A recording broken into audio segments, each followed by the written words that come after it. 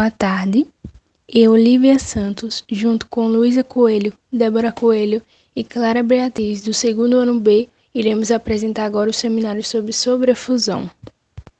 Bom, ainda Lívia falando, a sobrefusão é considerada um fenômeno que se constitui quando uma substância está no estado líquido e em uma temperatura abaixo da sua própria temperatura de solidificação. Esse evento pode ocorrer quando um líquido cede lentamente energia sem que sofra nenhuma agitação. Porém, encontra-se em um equilíbrio frágil, de tal forma que se agitarmos o sistema, se agitarmos esse líquido, parte dele se solidificará rapidamente. A água, o enxofre e o fósforo são corpos que apresentam esse fenômeno com maior frequência. Bom, e por qual razão isso acontece?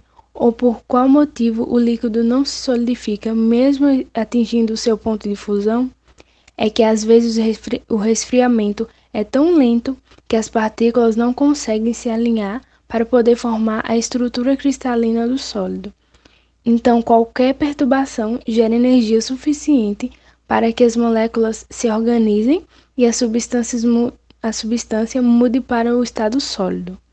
Como vemos na primeira imagem, no primeiro exemplo, as moléculas estão quando a água se encontra no estado líquido, e na segunda, quando encontra-se sólida, as moléculas se agrupam e se alinham. O sulfito de sódio ele é um exemplo muito comum de sobrefusão. Com base no gráfico 1, podemos ver a curva de resfriamento do hipossulfito de sódio.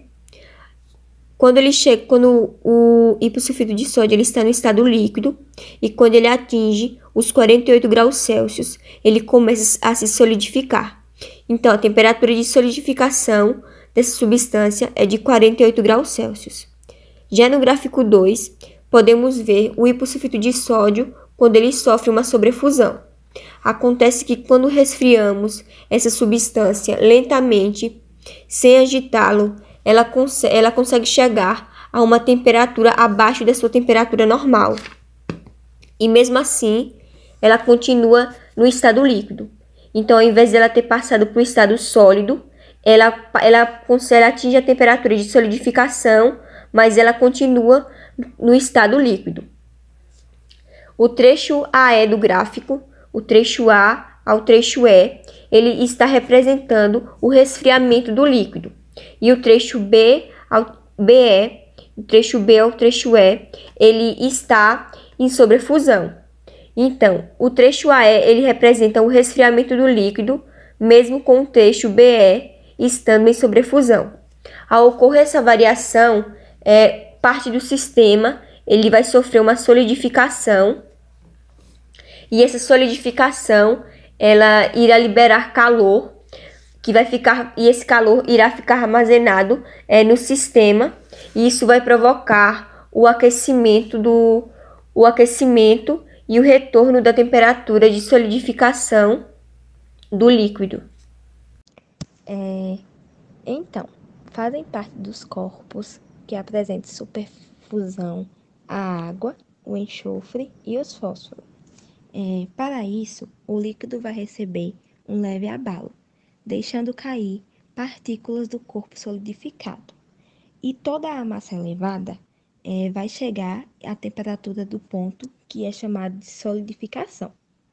Gray-Lussac resfriou a água com precaução e ele manteve líquida a temperatura que foi inferior a menos 12 graus Celsius. Com isso, para congelar, foi necessário que o líquido recebesse um leve choque para chegar a 0 graus Celsius. Já o enxofre chega a 15 graus Celsius de temperatura sem precisar passar para o estado sólido, mesmo ele tendo que chegar o ponto de fusão, que é 115 graus Celsius. Isso também vai acontecer com o fósforo, porque o ponto de fusão do fósforo é de 44 graus Celsius, mas o estado líquido da temperatura chega normalmente a menos 5 graus Celsius. Um exemplo de sobrefusão que pode ser encontrado no cotidiano é o congelamento inesperado da cerveja ou de qualquer outro líquido, água ou refrigerante, que ao ser retirado do congelador, ainda no estado líquido, ela se congela em contato com a mão ou ao ser agitada. Isso acontece justamente por conta da sobrefusão, que esse líquido, ao ser resfriado abaixo da sua temperatura de solidificação, ele vai permanecer ainda no estado líquido, o estado de sobrefusão. Mas como essa é uma condição bastante estável, qualquer perturbação ou agitação no sistema vai ser suficiente para que a cerveja ou o outro líquido possa congelar. Então, recomenda-se que ao tirar a cerveja ou qualquer líquido do congelador, utilize um pano que ele servirá como isolante térmico ou que a cerveja seja retirada pelo gargalo, evitando qualquer agitação. Depois é só esperar alguns segundos e aproveitar sua bebida. Bom, foi isso a nossa apresentação. Obrigada.